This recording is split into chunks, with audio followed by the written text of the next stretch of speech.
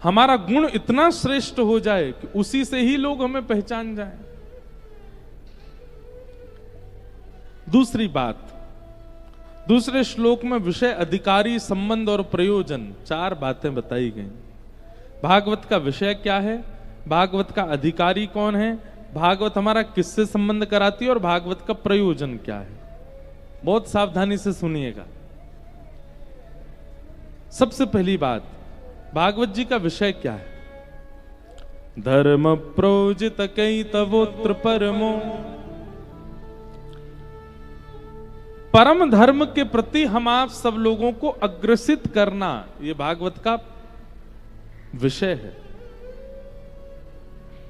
एक बात बहुत ध्यान से सुनिए, सब लोग सुनिए, इधर देखिए।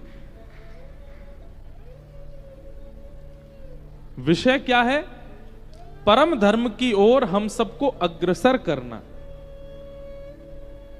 धर्म और परम धर्म 2 बातें हैं।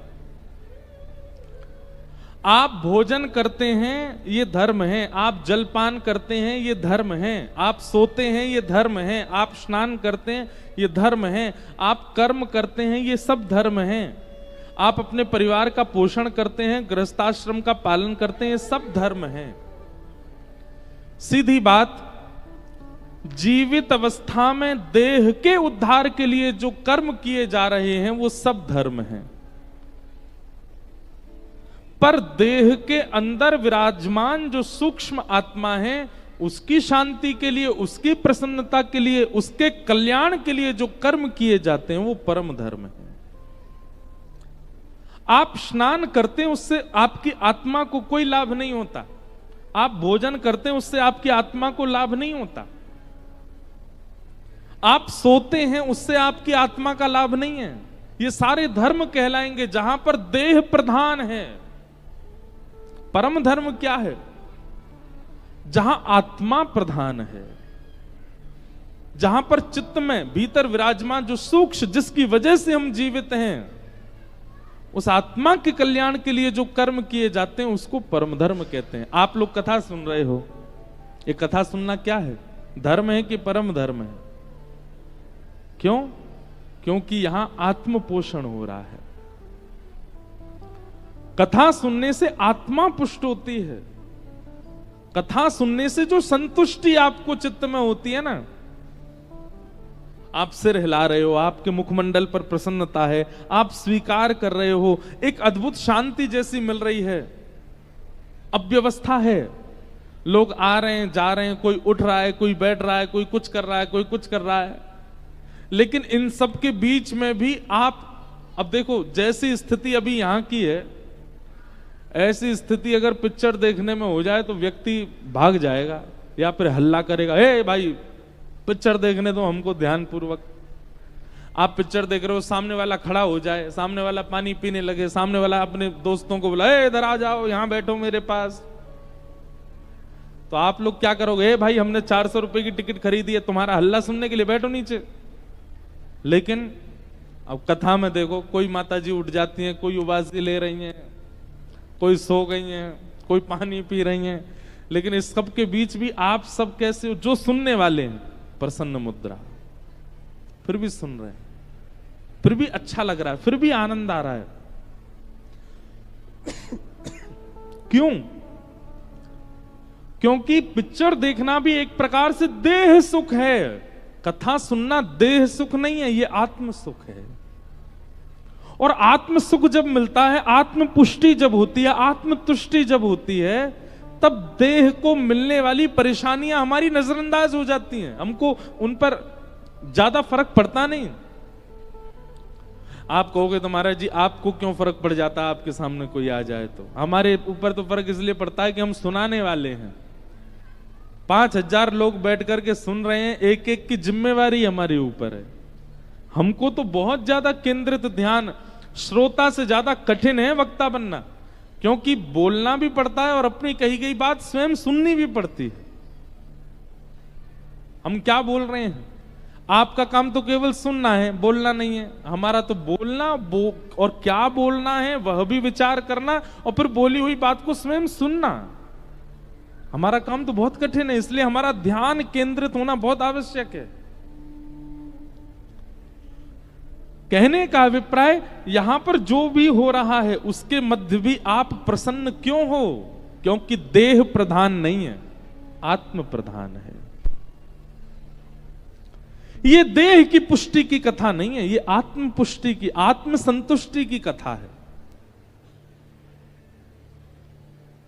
कथा का विषय क्या है? सप्ताह श्रवण के बाद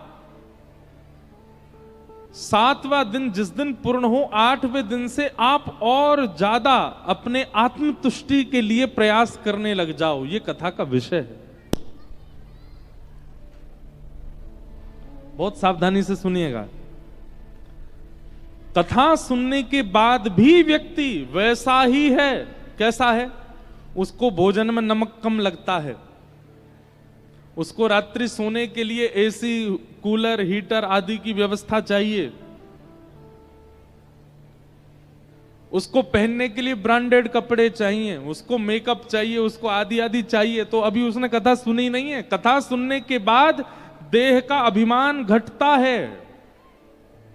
कथा सुनने के बाद अभिमान शून्य होने लग जाता है व्यक्ति। और क्षमा कीजिए, अभिमान शून्य नहीं हुआ तो उसने कथा नहीं, व्यथा सुनी होगी।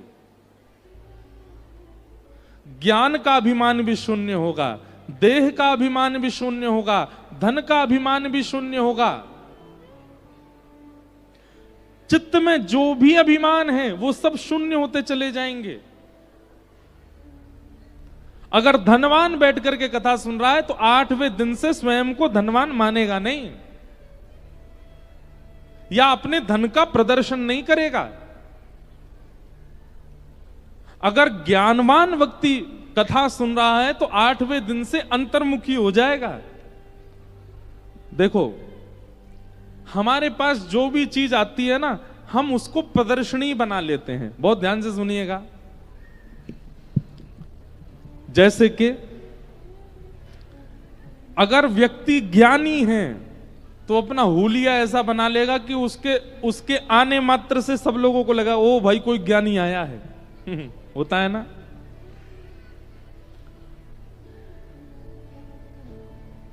अपना हुलिया ऐसा बना लेता है कि उसको देखने मात्र से लगता है कोई ज्ञानी आ गया। इतनी सारी माला गले में पहन लेंगे, एक तिलक काफी हो सकता है पर 5-6 तिलक लगा लेंगे यहां पे, जटा जूट आदि सब धर के। किसी के रूप स्वरूप की निंदा नहीं है, पर हम एक बात कह रहे हैं, कई बार ज्ञान जब छलकने लगता है ना बाहर, तो वो आपके स्वरूप में, रूप में। उनसे कहोगे यहां बैठ जाओ, इधर नहीं बैठेंगे, पहले आसन लगाओ, सफेद कपड़ा बिछाओ, तब बैठेंगे। ऐसा भोजन नहीं पाएंगे, हमारे लिए विशेष रसोई में बना के लाओ, ऐसा बनाओ, हाथ धो, ये करो वो करो। बेचारे आदमी सब घबरा जाते, बोले बोलो भैया बहुत बड़ा ज्ञानी है। लेकिन ऐसा व्यक्ति यदि कथा के आश्रय में आ जाएगा, मूल रूप से, वास्तविक रूप से अंतर्मुखी हो जाएगा। वो ज्यादा प्रदर्शनी में नहीं रहेगा। वो ऐसी धनवान व्यक्ति होता है। धनवान व्यक्ति क्या कर लेता है? 5-6 प्रकार की जंजीर पहन लेगा गले में, जंजीरी होती है ना सोने की। और महाराज बढ़िया सुंदर रोल्स रॉयस चला रहा है, बढ़िया महंगी गाड़ी में उतरेगा, 50-60 हजार रुपए के जूते पहन रखे हैं। हमारे पंजाब के भाई लोग तो ब्रांड तो महाराज पूछो ही मत। दुनिया की ऐसी कोई ब्रांड नहीं जो पंजाब में नहीं मिलती। क्यों? वहां पे इतनी होड़ है पंजाब में कि कई बार अगर ब्रांडेड 50,000 का है तो उसका नकली बनवा लेंगे, वो 500 रुपए वाला, उसको पहन के डोलेंगे। दिखना चाहिए कि हमने ब्रांड पहना है। एक बार मैं कहीं जा रहा था, होशियारपुर में कथा थी पिताजी की, तो वहां से कहीं जा रहा था तो एक कम से कम नहीं तो महाराज 25-30 फीट लंबी गाड़ी, बड़ी लंबी गाड़ी, पहली बार देखी मैंने कहा भाई भारत में इतनी लंबी गाड़ी आ गई। बाद में पता चला कि वो सुजुकी की गाड़ी थी, उसको मॉडिफाई करवाया, इतना लंबा चौड़ा, उसमें बेस बज रहे हैं महाराज, धुआंधार गाने बज रहे हैं, ओ कुड़ी केंदी एंदी पेंदी गाने चल रहे हैं। और भीतर बैठे काला चश्मा, महाराज ये दाढ़ी विचित्र सी, यहां बाल ही नहीं है, बीच में ही खड़े हैं बिल्कुल।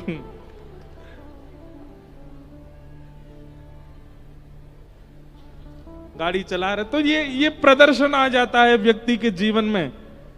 कथा सुनने वाला, सत्संग करने वाला, गुरु आश्रय में रहने वाला प्रदर्शन से बचेगा, वो अंतर्मुखी होता चला जाएगा जितना ज्यादा होगा।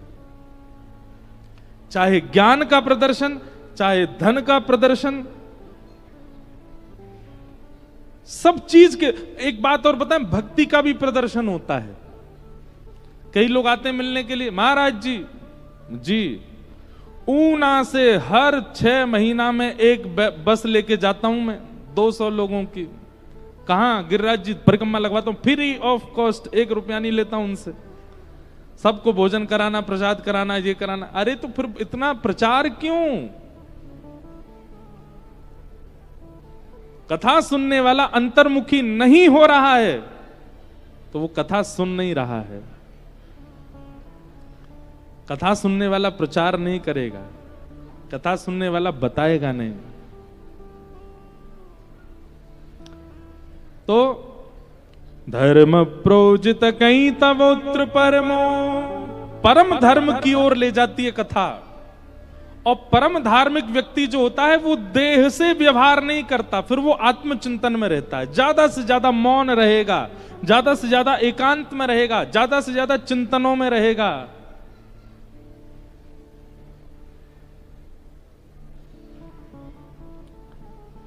तो विषय क्या है? परम धर्म की ओर चलना। भागवत का अधिकारी कौन है? सबसे विशेष बात, भागवत का विषय, भागवत का संबंध, भागवत का प्रयोजन, ये सब तभी सार्थक होंगे तो अधिकारी कौन है? भागवत सुनने का अधिकार किसको है? भागवत कहने का अधिकार किसको है? भागवत कराने का अधिकार किसको है? तो कहते हैं निर्मत सराणाम सताम, जिसके चित्त में मात्सर्य दोष नहीं है। बहुत सावधानी से सुनिएगा। मात्सर्य किसको कहते हैं? ईर्ष्या। किसी का गुण सुन करके, किसी का रूप देख करके, किसी का वैभव देख करके, किसी की संपत्ति देख करके, किसी की उज्जवलता देख करके जो आपका मन विचलित होता है, इसको ईर्ष्या कहते हैं, इसी को मात्सर्य दोष कहते हैं। और मात्सर्य दोषी व्यक्ति ना कथा सुनने का अधिकारी है, ना कथा कहने का अधिकारी, ना कथा कराने का अधिकारी। अगर आपके चित्त में ईर्ष्या है, अगर आपके चित्त में ईर्ष्या है, तो आप कथा में बैठ करके 7 दिन सुन के चले जाओगे, कुछ परिवर्तन, कोई लाभ नहीं मिलेगा आपको।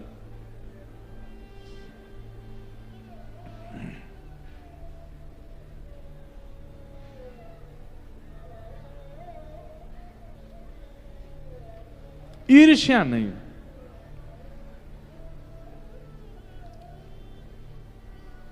ईर्ष्या का दोष नष्ट होना चाहिए।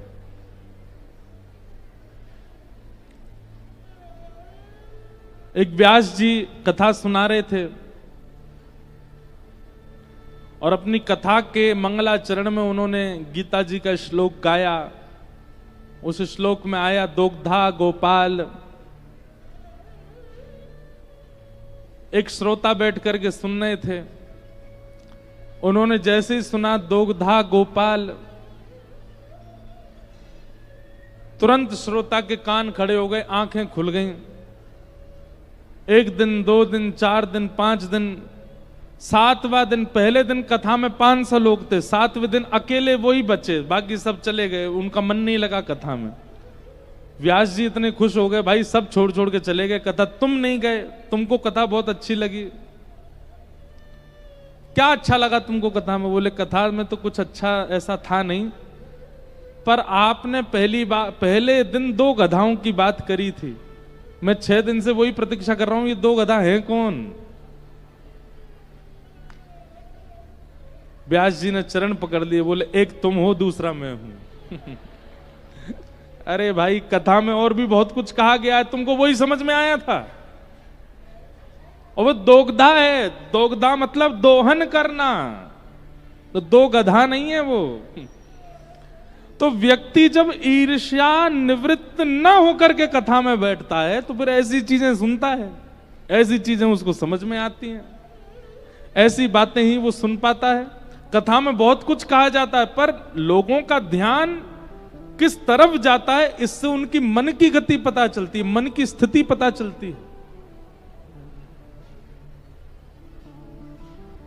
तो मात्सर्य दोष नहीं होना चाहिए। हम तो कहते हैं भैया, कथा सुनने वाले व्यक्ति को कथा सुनने के बाद जिससे भी ईर्ष्या है उसको देखना चाहिए। अगर उसको देख करके फिर से ईर्ष्या हो रही है तो उसको फिर से कथा सुननी चाहिए, और तब तक कथा सुनता रहे जब तक उसका ईर्ष्या नष्ट ही ना हो जाए। अगर ईर्ष्या चित्त में बनी हुई है और आप कथा पे कथाएं सुनते जा रहे हो, कोई लाभ नहीं है। एक प्रकार से कह दें तो कथा का फल क्या है? कथा का फल ही है ईर्ष्या निवृत्ति। ईर्ष्या समझते हैं ना, हमने बता दिया। कोई बहुत सुंदर है, आपके उसको रूप को देख के ही हो रही है, अरे यार ये इतना सुंदर क्यों है।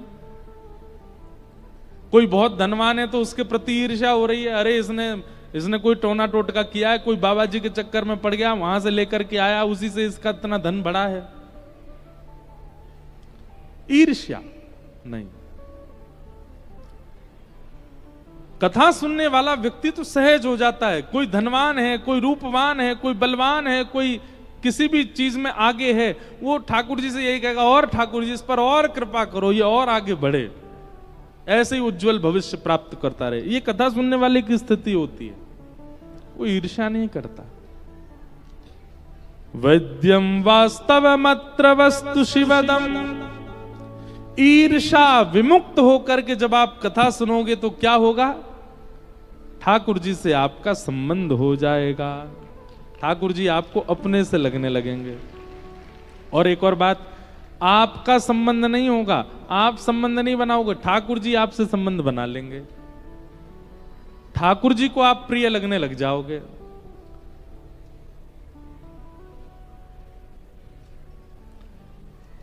जगन्नाथ जी के कितने लोगों ने दर्शन किए? हाथ ऊपर करो। अरे भैया, जगन्नाथ भगवान के इतने ही लोगों ने दर्शन किए। धन्य है, ऊना वासियों के चरणों में दंडवत प्रणाम कर रहे हैं। तुमने जगन्नाथ जी नहीं देखे आज तक? अरे यहां भी जगन्नाथ जी बैठे होंगे, कहीं ना कहीं चित्र देखा होगा जगन्नाथ जी के, देखे तो हैं, सबने देखे हैं। रथ यात्रा होती है श्री जगन्नाथ जी की, क्यों होती है? इंद्रद्युम्न नाम का एक राजा था, ध्यान से सुनना। इंद्रद्युम्न नाम का एक राजा था, उसकी पत्नी का नाम था गुंडीचा। क्या नाम था? गुंडीचा। तो इंद्रद्युम्न राजा जगन्नाथ भगवान की सेवा करते थे, अपनी पत्नी सहित करते थे।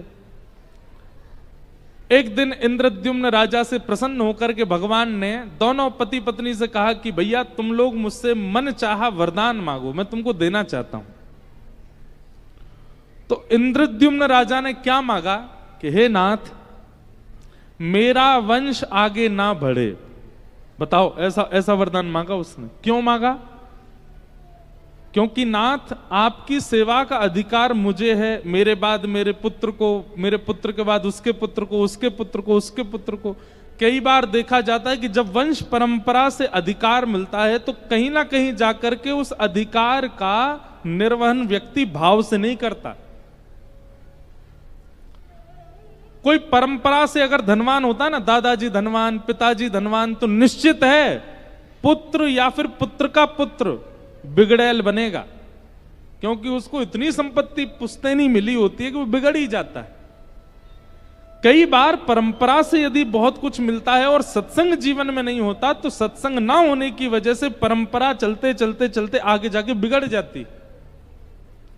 तो इंद्रद्युम्न राजा ने कहा कि नाथ, आपकी सेवा का अधिकार मुझे, मेरे बाद मेरे पुत्र को, पुत्र के बाद उसके पुत्र को, उसके बाद कहीं ऐसे चलते चलते मेरे वंश में किसी को अभिमान ना हो जाए और आपकी सेवा में कहीं कुभाव ना आ जाए, इसलिए मेरा वंश यहीं रोक दो।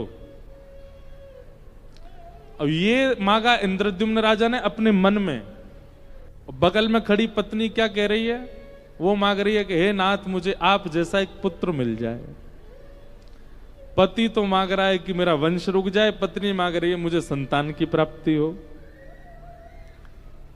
दोनों ने मनी मन वरदान मांगा। श्री जगन्नाथ महाप्रभु आनंदित हो गए, बोले भैया तुम दोनों तो हमको विडंबना में डाल दिया। बोले क्या विडंबना? बोले इंद्रद्युम्न ने तो मांगा मेरा वंश यहीं रुक जाए। पत्नी देखने लगी, ऐसा कैसे वरदान मांगा तुमने? तुमने कहा वंश ही रुक जाए। और जगन्नाथ भगवान बोले गुंडीचा मां कहती है कि मुझे पुत्र की प्राप्ति हो। अब पति चाहता है बालक ना हो, पत्नी चाहती है बालक हो। ये कैसे? दोनों के वरदान विपरीत है, मैं कैसे पूर्ण करूं? इंद्रद्युम्न गुंडीचा को समझाने लगे, अरे तुम जानती नहीं हो, तुम भी यही मांगो, संतान ना हो, हम दोनों अकेले ही ठीक हैं, आदि आदि ये सब। गुंडीचा उसको समझा रही है, अरे नहीं नहीं, संतान तो होनी चाहिए, ऐसे कैसे आदि आदि। जगन्नाथ भगवान बोले झगड़ो नहीं, हमारी बात सुनो, तुम दोनों की इच्छा पूरी करते हैं हम। बोले कैसे? बोले आपकी इच्छा तो हम ये पूरी करेंगे कि आपके संतान होगी नहीं, और गुंडीचा मां आपकी इच्छा हम ये पूरी करते हैं कि जब तक पृथ्वी है, जब तक ये भूमंडल है, तब तक मैं ही आपका पुत्र हूं, मैं आपकी संतान बन के रहूंगा। मां साल भर तो मैं लोगों के कल्याण के लिए मंदिर में विराजूंगा, पर साल में एक बार अपनी मां के हाथ की प्रसादी पाने के लिए रथ पर बैठ करके मैं आया करूंगा और आपसे आकर के प्रसाद लिया करूंगा। तो भगवान जगन्नाथ जहां विराजते हैं वो है श्री मंदिर, और रथ में बैठ करके जिस स्थान पर जाते हैं उसका नाम है गुंडीचा मंदिर। वो मां के घर जाते हैं, अपने मैया से मिलने जाते हैं। गुंडीचा तो आपने नहीं मांगा, लेकिन ठाकुर जी ने संबंध दे दिया। ये कथा का प्रभाव होता है। अभी तक तो हमने ये सुना कि किसी ने ठाकुर जी को अपना भाई माना, किसी ने ठाकुर जी को अपना प्रियतम माना, किसी ने ठाकुर जी को अपना पति माना। पर भैया धर्म भक्ति की सार्थकता तब मानो कि आपने कुछ नहीं माना, ठाकुर जी ने आपको मान लिया। आपने ठाकुर जी से कोई संबंध नहीं बनाया, पर ठाकुर जी ने आपको सखा मान लिया, ठाकुर जी ने आपको मित्र मान लिया, ठाकुर जी ने आपको भाई मान लिया, ठाकुर जी ने आपको अपना प्रियतम मान लिया। ये भक्ति की सार्थकता।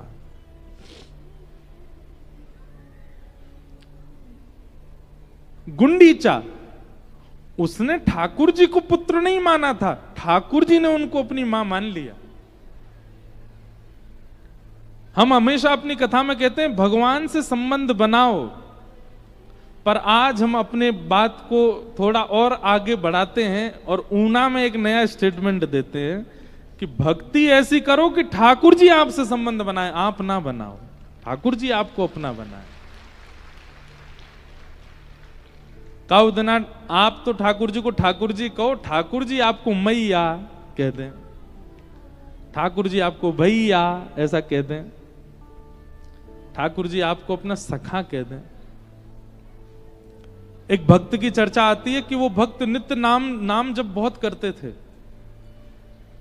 उनका पुत्र बहुत बीमार हो गया, तो घर के सदस्यों ने कहा भाई अब तो नाम जब छोड़, इसको वैद्य के पास ले जा। लेकिन वो नाम संकीर्तन करते रहते। स्थिति ये हो गई कि पुत्र के प्राण चले गए, लेकिन उन्होंने नाम जप नहीं छोड़ा।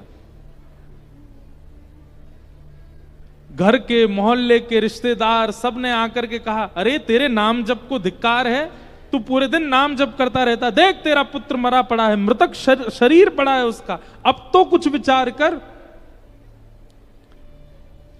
नाम भगवान को प्रणाम किया और कहा, हे नाम भगवान, मैं आपसे कभी कुछ नहीं चाहता, पर इन लोगों के संशय को दूर करने के लिए आप कुछ दिखा दीजिए, अपना प्रभाव दिखा दीजिए। जैसे ही ऐसा कहा तो साक्षात बाल कृष्ण प्रभु प्रकट हो गए, और अकेले प्रकट नहीं हुए, उस नाम जापक के पुत्र को अपना सखा बना कर उसके गले में गलवैयां डाल करके प्रकट हो गए। और प्रकट होते ही सब रिश्तेदार, नातेदार, मोहल्ले वाले खड़े थे और सबके बीच आकर के वो बालक कहता है, पिताजी आपके नाम जप का ये प्रभाव हुआ, मेरी मृत्यु तो हो गई पर मृत्यु के बाद ठाकुर जी ने मुझे अपना सखा बना लिया। अब मैं इनका सखा बन गया हूं, अब मैं इनके संग खेलूंगा, आनंद करूंगा। भक्ति ऐसी हो, आप संबंध ना बनाओ, ठाकुर जी आपसे संबंध बनाए, ठाकुर जी आपको अपना माने। श्रीमद् भागवत के रासपंचाध्यायी में श्री सुकाचार्य जी महाराज कहते हैं कि मुतादोक्षज प्रिया। परीक्षित, ये गोपियां ठाकुर जी से प्रेम करती हैं, ये एक बात है, पर ठाकुर जी भी इनसे प्रेम करते हैं, ये विशेष बात है। अभी क्या है पता है, यहां हम जितने लोग बैठे हैं हम सब ठाकुर जी से प्रेम करते हैं, पर हम में से कितनों से ठाकुर जी प्रेम करते हैं ये हमको नहीं पता। और एक बात कह दूं, बुरा नहीं मानिएगा, शायद हम में से कोई भी नहीं होगा जिससे ठाकुर जी प्रेम करते हो। हम इतने योग्य बने ही नहीं, आज तक हम इतने श्रेष्ठ बने ही नहीं पाए। हमारी भक्ति में शुद्धता, प्रबलता, वो सौम्यता है ही नहीं। ठाकुर जी पता कैसा प्रेम करते हैं, हाँ हाँ ठीक है तुम बने रहो, ठीक है। ऐसा होता है ना, कई बार कई लोग आपके आसपास कैसे होते हैं, आपको लगता है ठीक है भाई ये लगा हुआ है, क्या करे, चिपकू है चिपकू लोग होते हैं ना, कई चिपक जाते हैं, ठीक है बने रहो। ऐसी वाली दृष्टि लगती है कभी कभी हम लोगों को, हमारे ऊपर ऐसी वाली दृष्टि, ठीक है पूरे दिन गाता रहता है, बना रहते हो भी, लेकिन ठाकुर जी हमारे प्रति अधीन हो, ठाकुर जी हमारा चिंतन करते हो, हमें अपना मानते हो, ऐसी स्थिति में हम अभी आए नहीं हैं। ऐसी स्थिति के लिए क्या करना पड़ेगा?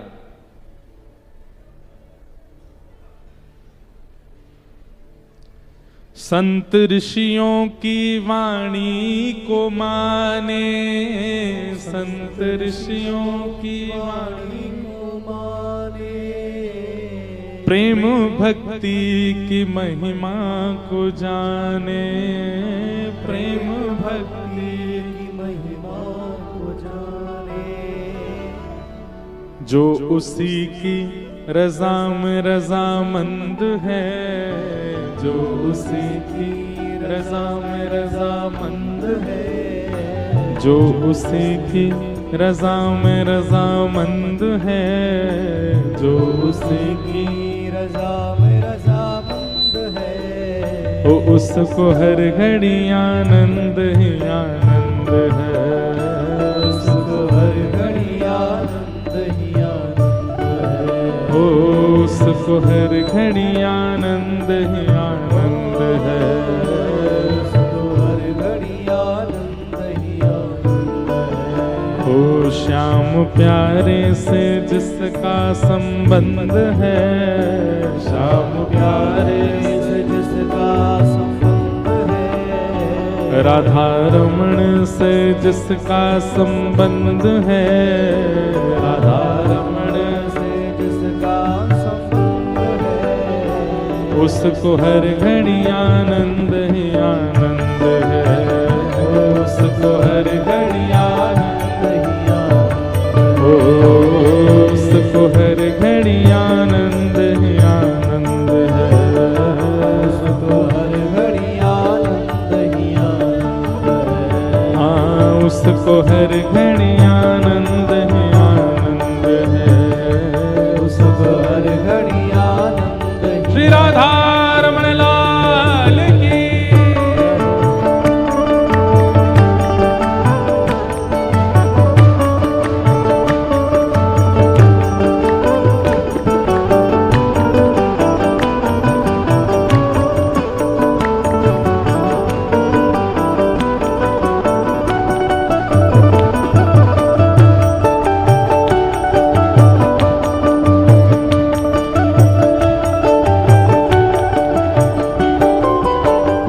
निंदा चुगली ना जिसको सुहाए, निंदा चुगली ना जिसको सुहाए, निंदा चुगली ना जिसको सुहाए, निंदा चुगली ना जिसको सुहाए।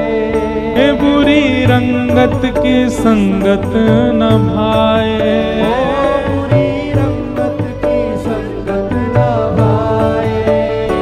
बुरी रंगत की संगत न भाए। बुरी रंगत की संगत न भाए। बुरी रंगत की संगत न भाए। बुरी रंगत की संगत न भाए। हे बुरी रंगत की संगत न भाए। बुरी रंगत की संगत न भाए। और जिसके हृदय में बाल मुकुंद है, जिसके हृदय में बाल मुकुंद है। जिसके हृदय में बाल मुकुंद है, जिसके हृदय में बाल मुकुंद गाओ है। उसको हर घड़ी आनंद ही आनंद है। उसको हर घड़ी आनंद ही आनंद है। हर घड़ी आनंद ही आनंद है। वो श्याम प्यारे से जिसका संबंध है। श्याम प्यारे से जिसका संबंध है। वो मुरली वाले से जिसका संबंध है। मुरली वाले से जिसका संबंध है। उसको हर घड़ी आनंद ही आनंद है। उसको हर घड़ी आनंद ही आनंद है। उसको हर घड़ी आनंद ही आनंद है। उसको हर घड़ी आनंद ही आनंद है। हे झूठी ममता से करके किनारा, झूठी ममता से करके किनारा। हाँ झूठी ममता से करके किनारा। झूठी ममता से करके किनारा। बोले के सच्चे प्रभु का सहारा। बोले के सच्चे प्रभु का सहारा। लेके सच्चे प्रभु का सहारा। बोले के सच्चे प्रभु का सहारा। हे झूठी ममता से करके किनारा। झूठी ममता से करके किनारा। हाँ झूठी ममता से करके किनारा। झूठी ममता से करके किनारा। बोले के सच्चे प्रभु का सहारा। बोले के सच्चे प्रभु का सहारा। बोले के सच्चे प्रभु का सहारा। बोले के सच्चे प्रभु का सहारा। वो जिसको सत्संग हरदम पसंद है, जिसको सत्संग हरदम पसंद है। जिसको सत्संग हरदम पसंद है, जिसको सत्संग हरदम पसंद है। वो उसको हर घड़ी आनंद ही आनंद है। उसको हर घड़ी आनंद ही आनंद है। उसको हर घड़ी आनंद ही आनंद है। उसको हर घड़ी आनंद ही आनंद है। ओ श्याम प्यारे से जिसका संबंध है। श्याम प्यारे से जिसका संबंध है। श्याम प्यारे से जिसका संबंध है। श्याम प्यारे से जिसका संबंध है। ओ उसको हर घड़ी आनंद ही आनंद है। उसको हर घड़ी आनंद ही आनंद है। उसको हर घड़ी आनंद ही आनंद। उसको हर घड़ी आनंद ही। गोविंद मेरो है, गोपाल मेरो है। गोविंद मेरो है, गोपाल मेरो है। हे गोविंद मेरो है, गोपाल मेरो है।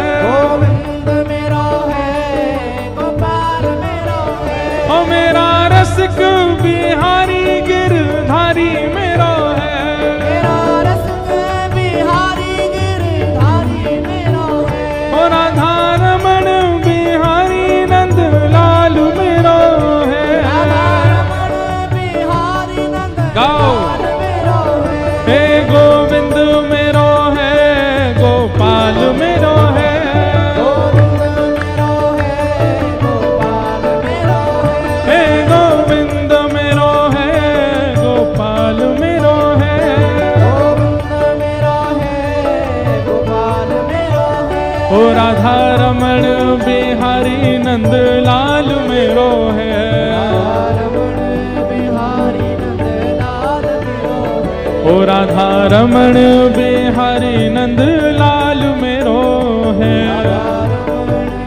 बुझा उठा के करताल बजाओ, हे गोविंद मेरो है, गोपाल मेरो है,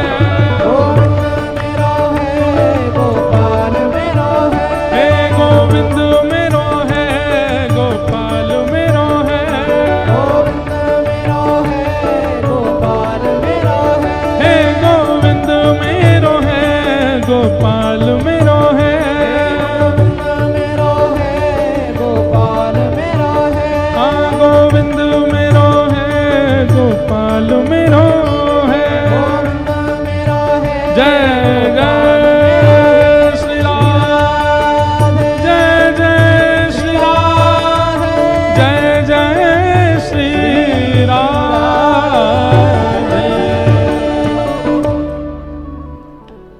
तो संबंध, आप अपना भजन श्रेष्ठ रखो, आप अपना स्वभाव सुंदर बनाओ, आप अपने व्यवहार उचित रखो। संबंध स्वयं ठाकुर जी बनाए आपसे। अब जो लोग बना चुके हैं ठाकुर जी से, उनको ये काम नहीं, अब वो तो उसी में ही रहो, जो आपने मान लिया अब उसी को ही निर्वहन करो। पर जो अभी भक्ति मार्ग में नए आए हैं और अभी तक केवल नाम जप कर रहे हैं, केवल उर्दपुंड लगाते हैं, केवल गुरु आज्ञा मानते हैं, अभी संबंध कोई व्यवस्थित ठाकुर जी से नहीं कर पाए हैं, आप मत कीजिए। अपना गुण, अपना स्वभाव, अपना भक्ति, अपना व्यवहार ऐसा बनाओ, ठाकुर जी बनाए संबंध, ठाकुर जी माने आपको अपना कुछ। आप कहेंगे आपको कैसे पता चलेगा कि ठाकुर जी आपको क्या मान चुके हैं? आपको कैसे पता चलेगा कि ठाकुर जी आपको अपना सखा मान चुके हैं? देखो, हमारे आचार्यों ने 3 प्रकार के दर्शन बताए हैं ठाकुर जी के। उसमें सबसे पहला स्वप्न दर्शन। ठाकुर जी यदि आपको कुछ मानेंगे तो उसी संबंध का स्वप्न सबसे ज्यादा आएगा। ठाकुर जी उसी संबंध में आपको स्वप्न प्रदान करेंगे। जैसे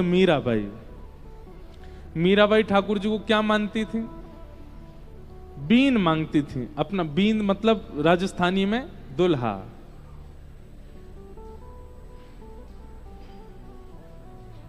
और ठाकुर जी उनके लिए दुल्हा ही बन के आते थे उनके स्वप्नों में। सहरा पहन करके आते थे, अचकन पहन करके आते थे। मुझे राजस्थानी आती नहीं, पर बहुत सारे पद हैं मीराबाई के।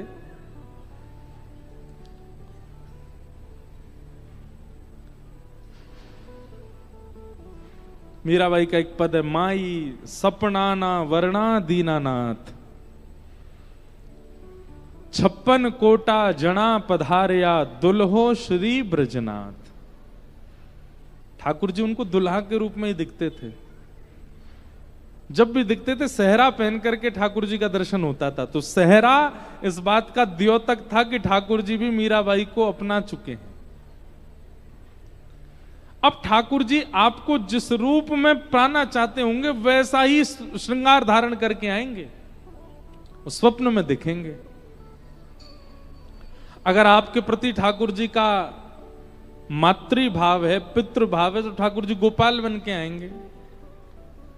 ठाकुर जी का आपके प्रति सखत्व भाव है तो ठाकुर जी नटखट लीला करते हुए स्वप्न में आएंगे। कोई अपनी ऐसी लीला दिखाएंगे जिससे उनका सखत्व प्रदर्शित हो। खेलते हुए, कूदते हुए, नाचते हुए ठाकुर जी दिखेंगे। ठाकुर जी आपको प्रियतम मानते होंगे, प्रियतमा मानते होंगे।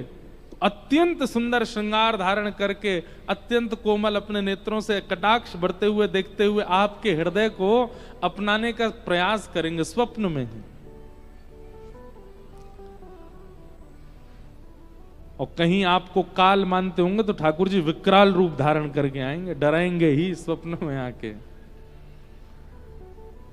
जो तू काल रूप बन आवे लपक गोद में धाऊं, मारा गिरधर लाल थारो नचायो नाचूं, मारा नट राजा थारो नचायो नाचूं। तो अब तक तो हम कहते आए कथाओं में कि आप संबंध बनाओ, पर अब हम कह रहे हैं आप तो केवल अपना स्वभाव करो, आप तो केवल अपना भजन करो, आप तो केवल गुरु आज्ञा मानो, आप तो केवल अपने आप को व्यवस्थित करो। ठाकुर जी अपने आप हायर करेंगे आपको, अपने आप लेंगे आपसे संबंध। और भागवत जी के आश्रय में आ जाओ, ठाकुर जी संबंध बना लेंगे आपसे। और प्रयोजन क्या है? तापत्रयोन्मूलनम। 3 प्रकार के ताप हैं, दैविक, दैहिक, भौतिक। भगवत आश्रित होने के बाद, ठाकुर जी का आश्रय होने के बाद, कथा श्रवण के प्रति रुचि हो जाने के बाद फिर स्थिति क्या होती है? आपको कष्ट तो आएंगे पर उतना प्रभाव नहीं होगा। अभी हमारी स्थिति ऐसी है कि कुछ भी हमारे मन के प्रतिकूल होता है तो हम तुरंत विचलित हो जाते हैं, पर कथा श्रवण करने वाले व्यक्ति का स्वभाव ऐसा हो जाता है कि मन के विपरीत कुछ भी हो, प्रतिकूल कितना भी हो जाए, वो सब में सम होता है, सबको सहना सीख जाता है। एक प्रकार से अंग्रेजी में कहें लेट गो करना सीख जाता है। होने दो, चलने दो, ठीक है। भोजन नहीं मिला, कोई बात नहीं। वस्त्र अनुकूल नहीं मिले, कोई बात नहीं। कहां तक कहें जीवन साथी अनुकूल नहीं मिला, उसमें भी कोई बात नहीं, ठीक है, जैसी ठाकुर जी की इच्छा। अनुकूल पति अनुकूल पत्नी मिल जाए तो उसमें यह सोचना चाहिए कि ठाकुर जी ये चाहते हैं कि आधा प्रेम हमसे करो, आधा इसको भी दो। अनुकूल इसीलिए दिया है, समझने वाली, संभलने वाली, हर बात को मानने वाली पत्नी इसलिए दी। ठाकुर जी कह रहे हैं आधा आधा करो, आधा प्रेम हमको, आधा इसको। लेकिन प्रतिकूल पत्नी और प्रतिकूल पति मिले, विपरीत मिले, तो ठाकुर जी कह रहे हैं पूरो प्रेम मोये दो या कछु मत दो, इसीलिए प्रतिकूल दिया है। ये ताली बजाने वालों को प्रतिकूल ज्यादा मिले हैं क्या? लाला तू भी नहीं नीचे है कि चलो जाए कर, वैसे ही लंबो टांट ऐसी दिखे। तुम क्या कह रहे थे? प्रतिकूल और अनुकूल।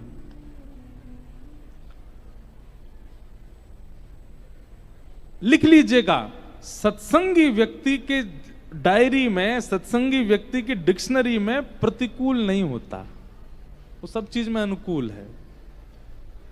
प्रहलाद जी के पिता ही प्रहलाद को मारना चाहते हैं। प्रहलाद की भूआ होलिका ही लेकर के दहन के लिए बैठ गई है। प्रहलाद के सगे संबंधी, नाते, रिश्तेदार, पड़ोसी ही उसको मारना चाहते हैं, पर प्रहलाद जी मनी मन सोचते हैं बहुत अच्छा, बहुत अच्छा है। घर के जितने लोग सगे संबंधी प्रतिकूल हैं उतना अच्छा, इनके हिस्से का प्रेम भी मैं ठाकुर जी को देता जा रहा हूं। हे ठाकुर जी, आपने दुनिया के लोगों को भूआ दी है, मामा दिए हैं, चाचा दिए हैं, ताऊ दिए हैं, और सब में उसको प्रेम बांटना पड़ता है। थोड़ा चाचा जी को, थोड़ा भूआ जी को, थोड़ा फूफा जी को, थोड़ा ताऊ जी को, पर मेरे आपने सब विपरीत बना दिए। बोले सबका प्रेम मुझको ही दे, किसी से मत कर। मेरे तो फूफा जी भी आप हो, मेरे तो चाचा भी आप हो, मेरी तो भूआ भी आप हो, मेरे तो भाई भी आप हो, मेरे तो सगे संबंधी। प्रहलाद की कथा सुनने में जितनी अच्छी लगती है ना, करने में उतनी ही कठिन है।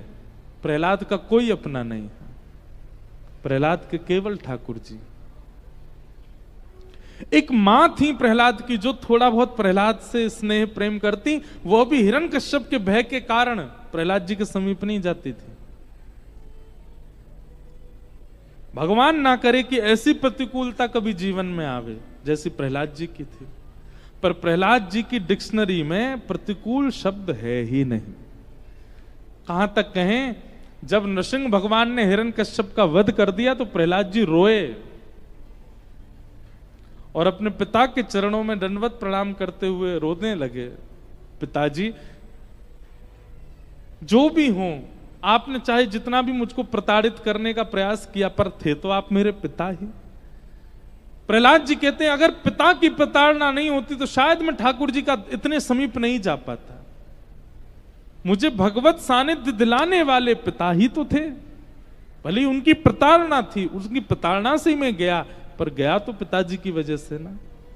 लोग कौन कहता है कि पिता माता कृपा नहीं करते? मेरे पिता की कृपा है तभी मुझे नृसिंह मिले हैं। प्रतिकूलता नहीं होती। सत्संगी व्यक्ति हर स्थिति को अनुकूल मानता है।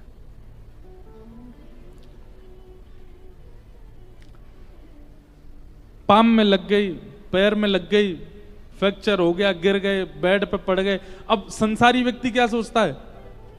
मैंने क्या किया ऐसा जिसकी वजह से मेरा पांव टूटा? लेकिन सत्संगी व्यक्ति क्या सोचता है? सत्संगी व्यक्ति ये सोचता है ठाकुर जी कह रहे हैं बहुत दिन आएंगे तो भागते भागते कछु दिन आराम कर, तेरे पांव तोड़ दो, लेटो रहे, हमारी इच्छा कुछ दिन तुम लेटे रहो, उठो ही मत। अच्छा, संसारी व्यक्ति को एक दिन भोजन ना मिले तो वो सोचता आज पता नहीं सुबह सुबह किसका मुंह देखा मैंने, पूरे दिन रोटी नहीं मिली मुझे। लेकिन सत्संगी व्यक्ति क्या सोचता है? वाह जय हो ठाकुर जी, साल महीना में 2 एकादशी आती हैं, 2 ही दिन अन्न का त्याग करते हैं। और ऐसा मैंने सुना है एकादशी वाले दिन आप भक्तों का स्मरण करते हो, कितना सौभाग्यशाली, आज मेरे को अन्न नहीं मिला, आज भी मेरी एकादशी होगी, मतलब आज मुझे आप याद कर रहे हो। वो हर चीज में अनुकूलता देखता है।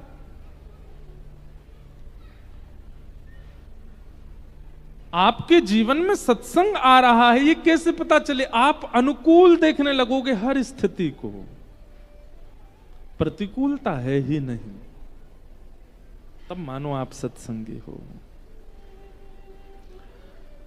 तापत्रयोन्मूलनम, किसी भी प्रकार के ताप का आपको अनुभव नहीं होगा, सब अनुकूल लगने लगेगा। श्रीमद्भागवते महामुनि कृते किंबा परैरीश्वर सद्यो हृदयवरुध्यते त्रिकृतभिः शुश्रूषुभिस्तत्क्षणा। एक बात सुनिएगा, श्रीमद् भागवत कथा सुनने के बाद क्या होता है ये तो हम सुन ही रहे हैं, पर श्रीमद् भागवत कथा सुनने की इच्छा मात्र से हरिश्चित्तम समाचरेत। आपके चित्त में इच्छा मात्र प्रकट हो जाती है, उस इच्छा से ही ठाकुर जी आपके चित्त में आ जाते हैं। आपने सोच लिया ऊना में कथा हो रही है, हमको 7 दिन बैठ के सुननी है, उसी समय श्री राधा रमन लाल चित्त में आ गए। आप चाहे कहीं से भी आए हो, आपको पता चला ऊना में महाराज जी के यहां कथा हो रही है, हम सुनने जाएंगे, ये मन जैसे ही बनाया उसी समय ठाकुर जी चित्त में आ गए। लेकिन कथा के बाद क्या होता है?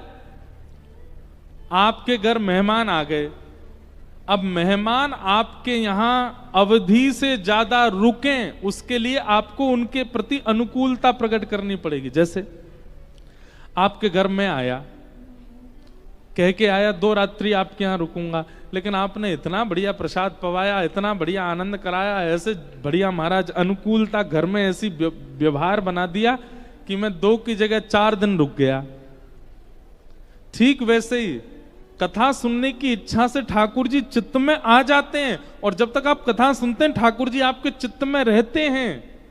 पर कथा सुनकर के चित्त का स्वरूप ऐसा बनाना है, चित्त का ऐसा मार्जन करना है कि चित्त में आए ठाकुर जी फिर जाएं ना, सदा यहीं रहें। ये कर्तव्य आपका है। अभी इस वक्त यहां जितने भी लोग हैं, चाहे ऊपर खड़े नीचे बैठे हैं, कई ऊपर छत पे सुन रहे हैं कथा, वाह भैया जय हो तुम्हारी, यहां भी खड़े हैं। पहली बार ऐसा पंडाल है जहां व्यास जी के सिर पे ही श्रोता बैठे। वाह भैया, लेकिन ठीक है, जहां जगह मिल गई वही बढ़िया है। तो यहां जो भी बैठा है और कथा सुन रहा है, इस वक्त हम प्रमाणित रूप से हस्ताक्षर करके कह सकते हैं कि यहां बैठे हर व्यक्ति के चित्त में इस वक्त राधा रमण जी हैं। पर ताली तो बजाई हैं, ले मेरे हृदय को प्रणाम कर ले, यही में बैठे हैं राधा रमण। पर ये सदा के लिए बस जाएं चित्त में ही, उसके लिए वक्ता जो कह रहा है वो सुनना नहीं है, वो करना है, वो व्यवहार में लाना है। ठाकुर जी तो इस वक्त आ चुके हैं चित्त में, पर सदा के लिए बस जाएं, फिर कभी जाएं ना चित्त से।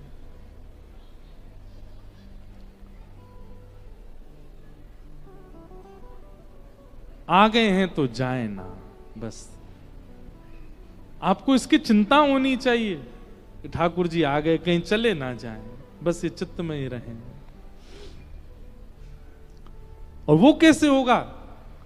कथा सुनने से हरि आ गए, अब व्यवस्थित और स्थिर हो जाएं, उसके लिए गुरु आज्ञा मानो, वक्ताओं की आज्ञा मानो, कथा की आज्ञा मानो। निगम कल्प तरोर गलितम फलम सुख मुखादमृत द्रव संयुतम पिबत भागवतम रसमालयम मुहुर्हो रसिका भुवि भावुका। कैसे होंगे स्थिर ठाकुर जी? बोले पिबत भागवतम रसमालयम मुहुर्हो रसिका भुवि भावुका।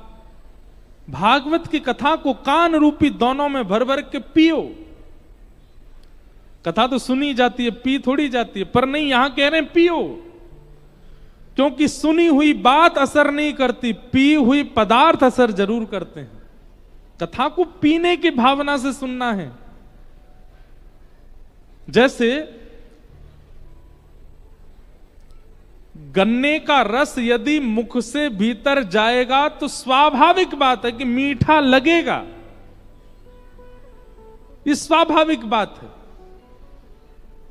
लेकिन मेरे कहने से गन्ने का रस, गन्ने का रस, गन्ने का रस, गन्ने का रस, बार बार रस कहने से मीठा नहीं होगी जीव। वो तो जिह्वा से जब रस लगेगा तभी मीठी होगी। ठीक वैसे ही कृष्ण ऐसे हैं, कृष्ण का स्वरूप ऐसा, कृष्ण का स्वभाव ऐसा, ये मेरे कहने से आपको अनुभव नहीं होगा। आपको कानों से 7 दिन सुनना नहीं है, पीना है। पीना मतलब जो व्यास कहेंगे वो हमें करना है, ऐसी भावना चित्त में धारण करना, ये पीने के समान है। और जैसे पीने का संकल्प आप धारण करोगे, आप बैठे कथा में होगे और बैठे बैठे आपको अनुभव होने लग जाएगा कि हाँ, प्रत्यक्ष ठाकुर जी खड़े हैं, लीला कर रहे हैं, त्रिभंग लली हैं, ऐसे कर रहे हैं। अब देखो, अभी हम सागर कथा करके आए मध्य प्रदेश, तो सागर में एक ठाकुर जी का मंदिर है, उनका नाम है अटल बिहारी। क्या नाम है? अटल बिहारी। तो अटल बिहारी जी की एक बड़ी सुंदर लीला है कि उनकी एक गैया थी, गौशाला में गाय थी, तो बहुत ज्यादा लोग मंदिर में नहीं थे, अकेले पुजारी, वही ग्वारियार बनते, वही सेवा करते ठाकुर जी की। तो एक दिन पुजारी जी ने क्या किया, ठाकुर जी की सेवा में इतने व्यस्त हो गए कि गैया की सानी नहीं कर पाए। सानी समझते हैं? वो भूसा होता है ना, उसमें बढ़िया सुंदर हरी हरी घास मिला के, हरे हरे वो सब मिला करके सानी की जाती गैयाओं की। तो पुजारी जी सानी करना भूल गए, रसोई घर में किसी सेवा में लग गए, तो स्वयं अटल बिहारी लाल स्वयं अपने मंदिर से निकल करके गए और स्वयं जाके गैया की सानी करके आए। उसका पता कैसे चला?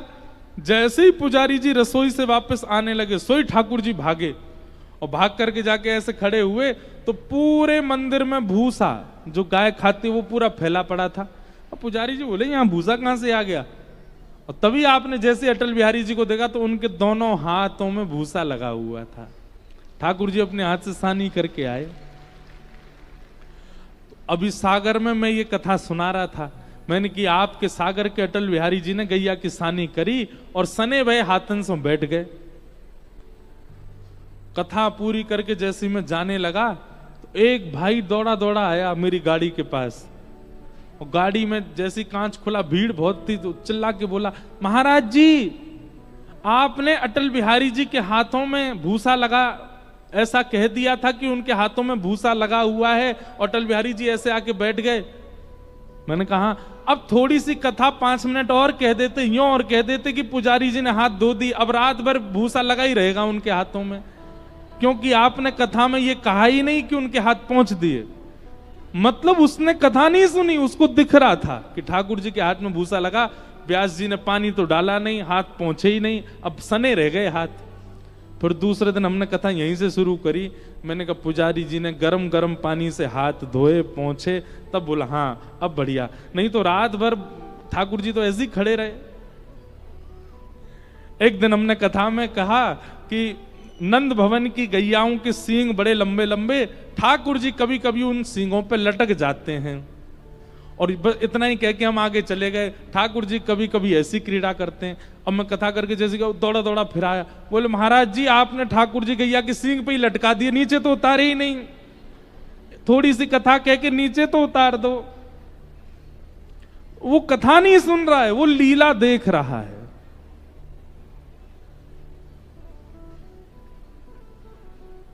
और इस लीला को देखने को ही कहते हैं पिबत भागवतम रसमालयम। आपके सन्मुख आप इतना तक भूल जाएं कि आप हिमाचल में बैठे हो, आप इतना तक भूल जाएं कि आप एक आश्रम में बैठे हो, आप यह तक भूल जाएं कि आप कहां से आए हो, और प्रत्यक्ष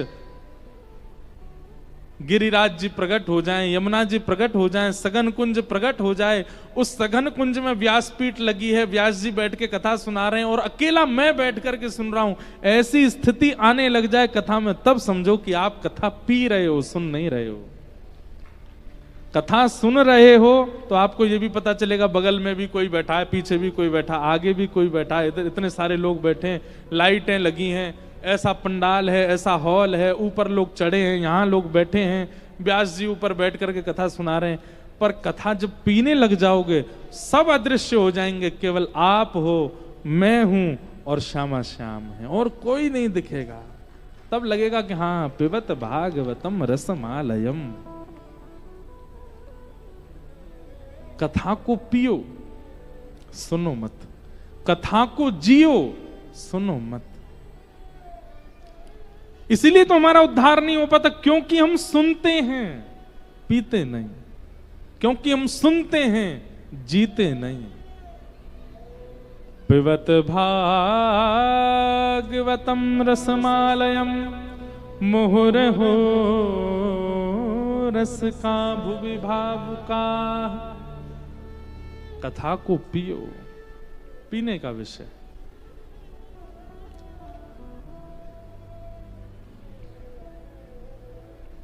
कोई पीवे कोई पीवे कोई पीवे, हाँ कोई पीवे, कोई पीवे संत सुजान नाम रस मीठा रे, नाम रस मीठा, नाम रस मीठा रे, नाम रस मीठा रे। ओ कोई पीवे कोई पीवे, कोई पीवे कोई पीवे, कोई पीवे, कोई पीवे, कोई पीवे संत सुजान नाम रस मीठा रे, नाम रस मीठा रे, नाम रस मीठा रे, नाम रस मीठा, कृष्ण रस मीठा रे, कृष्ण रस मीठा, नाम रस मीठा रे। नाम रस मीठा। कौन ने पिया? राजवंश की रानी पी गई एक बूंद इस रस का भैया रे, एक बूंद रस का भैया रे, एक बूंद इस रस का।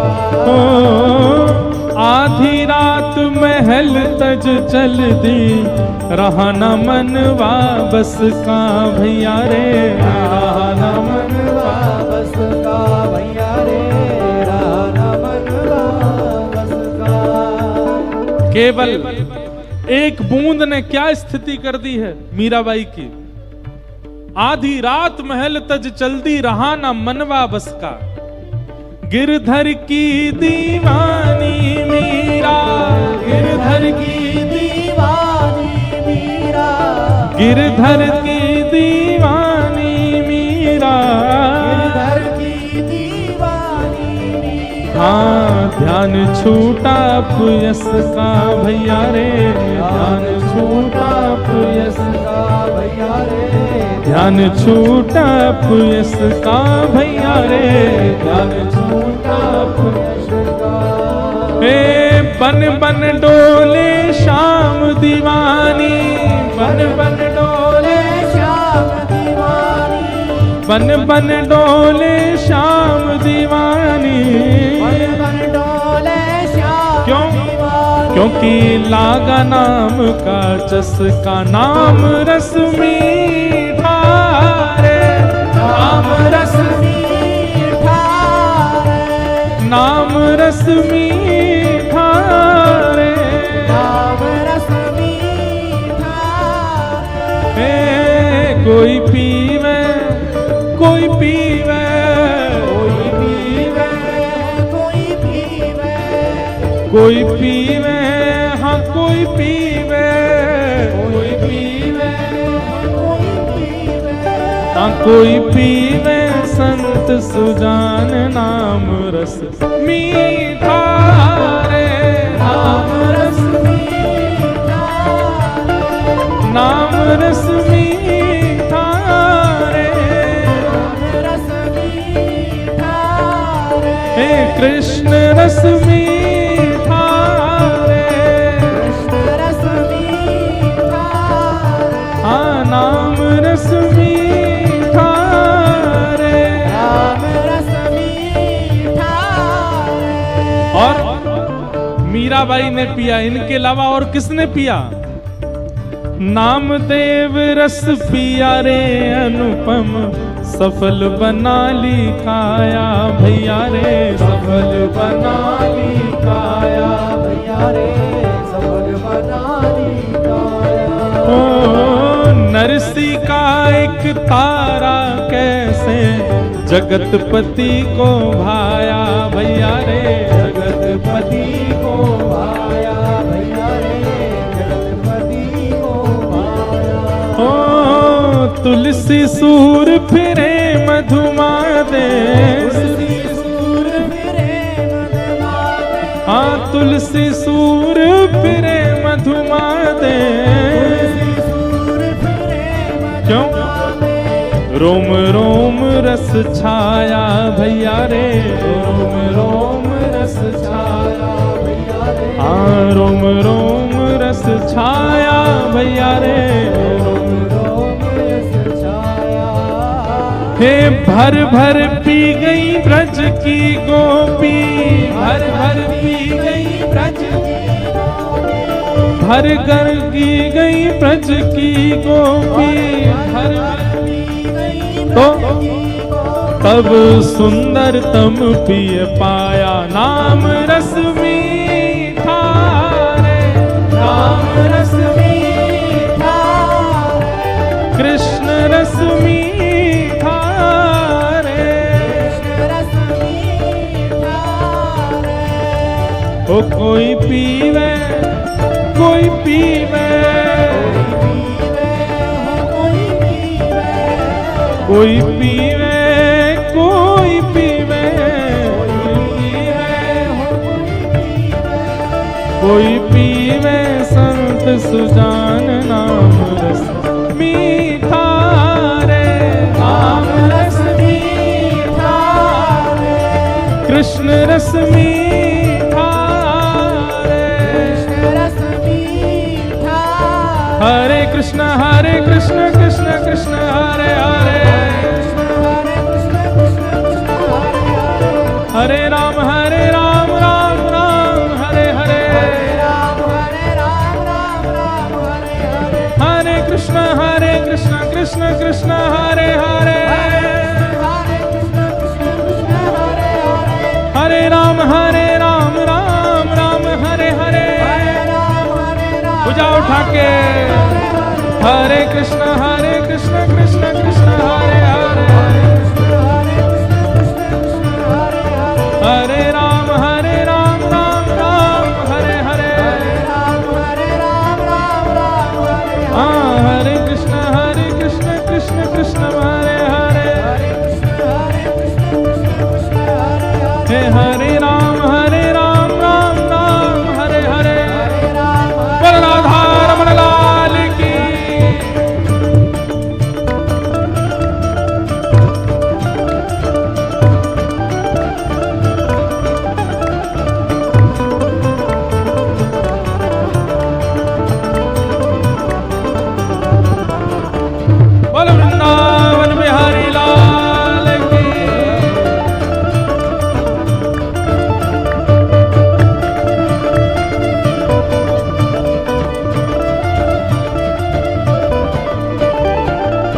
ऐसा पी गया संत कबीरा, मन हरि पाछे डोले भैया रे, मन हरि पाछे डोले भैया रे, मन हरि पाछे डोले।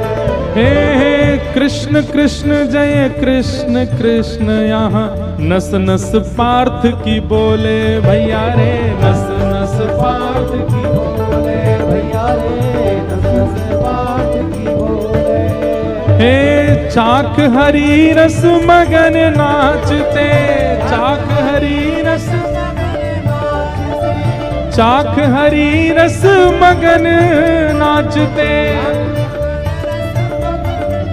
हो जहाँ शिव नारद शिव भोले, नाम रस मीठा रे, नाम रस मीठा रे, नाम रस मीठा रे, नाम रस मीठा रे।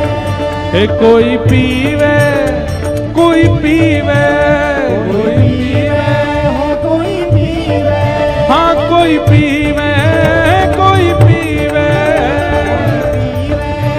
कोई पीवे, कोई पीवे संत सुजान, नाम रस मीठा रे, नाम रस मीठा रे। कृष्ण रस मीठा रे। कृष्ण रस मीठा रे। हरे कृष्ण कृष्ण कृष्ण हरे हरे, हरे कृष्ण कृष्ण कृष्ण हरे हरे। हरे राम राम राम हरे हरे, हरे राम राम राम हरे हरे। हरे कृष्ण कृष्ण कृष्ण हरे हरे, हरे कृष्ण कृष्ण कृष्ण हरे हे हरे। हरे राम राम राम हरे हरे, हरे राम राम हरे हरे। हे हरे कृष्ण कृष्ण कृष्ण हरे हरे, हरे कृष्ण कृष्ण कृष्ण हरे हरे। हरे राम राम राम हरे हरे, हरे राम राम हरे हरे। हरे कृष्ण कृष्ण कृष्ण हरे हरे, हरे कृष्ण कृष्ण हरे हरे। हरे राम राम राम हरे हरे, हरे राम राम हरे हरे। हरे कृष्ण कृष्ण कृष्ण हरे हरे, हरे कृष्ण कृष्ण हरे हरे। हे हरे राम राम राम हरे हरे, हरे राम जय जय श्री राम।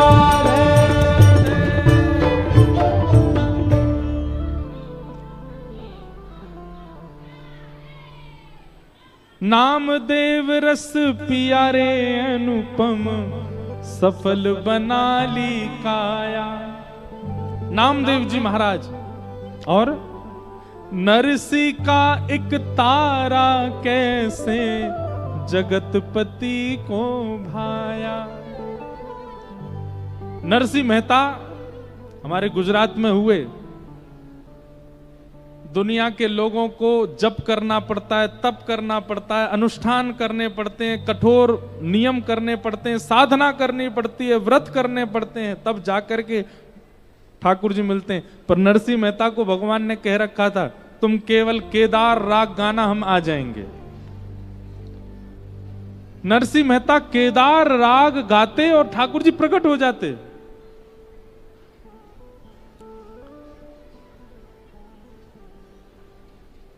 नरसिंह मेहता रोज केदार राग गाते थे मंदिर में बैठ करके। नरसिंह मेहता को तो चलते फिरते ठाकुर जी दिखते, पर जितने श्रोता बैठते थे उन श्रोताओं को भी ठाकुर जी की कोई ना कोई झांकी का अनुभव होता था। कभी ठाकुर जी की माला गिर जाती थी, कभी ठाकुर जी की वंशी हिल जाती थी, कभी ठाकुर जी का मुकुट टेढ़ा हो जाता, कभी ठाकुर जी के कानों के कुंडल हिलने लगते। नरसिंह मेहता को तो प्रत्यक्ष ठाकुर जी दिखते, पर बाकी सब श्रोताओं को नरसिंह मेहता के प्रभाव से ठाकुर जी की लीला का कुछ ना कुछ अनुभव होता। नरसिंह मेहता बहुत दीन थे, ज्यादा धन नहीं था उनके पास। एक बार घर में कोई बहुत जरूरत थी तो किसी सेठ से उन्होंने पैसे उधार ले लिए। बहुत दिन तक लौटाए नहीं। तो सेठ ने कहा भाई पैसा दे दो। नरसिंह मेहता बोले हम पे है नहीं, क्या करें? आप एक काम कीजिए,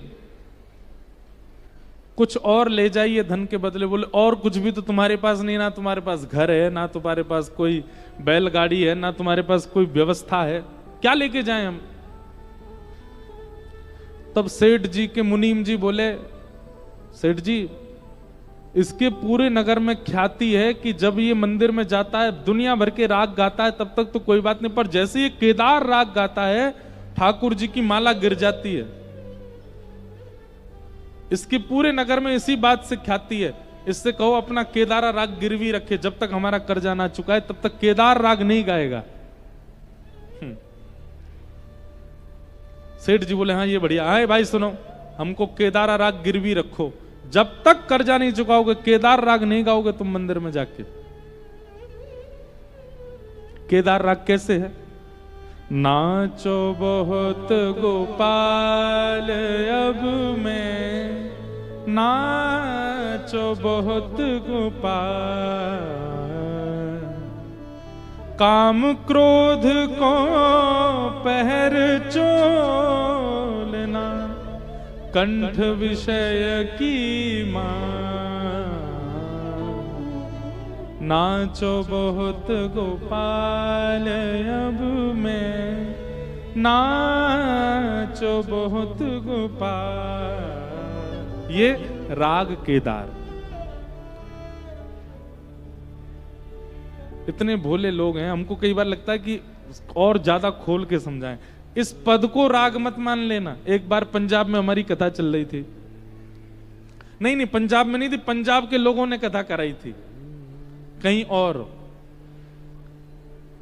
तो हमने ये पद गाया, आंख बंद करके गाने लगा, नाचो बहुत गोपाल अब मैं। सूरदास जी कह रहे हैं हे ठाकुर जी मैं बहुत नाच लिया संसार में,